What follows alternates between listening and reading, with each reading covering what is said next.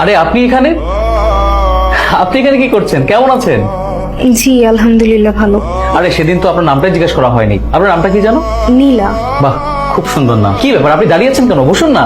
না না, ও বসবে না, ওর অনেক কাজ আছে। নীলা যা। উনি কি আপনার বড় মেয়ে? ঠিক আমার বড় মেয়ে না, আমার বড় ভাইয়ের মেয়ে। ওর বাবা মা মারা যাওয়ার পর থেকে আমাদের বাড়ি থেকে বড় হয়েছে।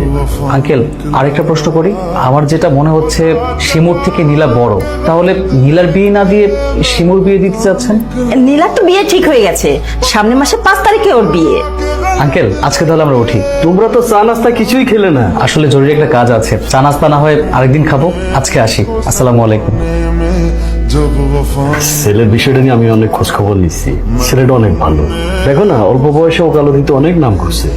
তার সাথে যদি আমাদের মেয়ের বিয়ে হয়, তাহলে আমার মেয়েটা অনেক সুখে থাকবে, আমাদেরও অনেক ভালো হবে। কিন্তু আমার মনে হচ্ছে ছেলেটা আমার থেকে নীলাকে বেশি পছন্দ করেছে। চলো তো মা। শিমু, ছেলেপক্ষ চলে গেছে, আমাদের শিমুকে পছন্দ করেছে। পছন্দ করার সুযোগই তো তুই দিলি না, তুই তার আগে চা নিয়ে হাজির হলি। তোকে আমি নিষেধ করেছিলাম না, শিমুকে দেখতে আসলে তুই যেন সামনে না যাস। তুই আমাকে থাপ্পড় মারলি? আমি তোর বড় বোন শিমু। আমার বড় বোন রে, আমি তো তোকে এই বাড়ির কাজের মেয়ে মনে করি। তোর কারণে যদি আমার বিয়েটা ভেঙে যায় না, তোর খবর আছে একদম।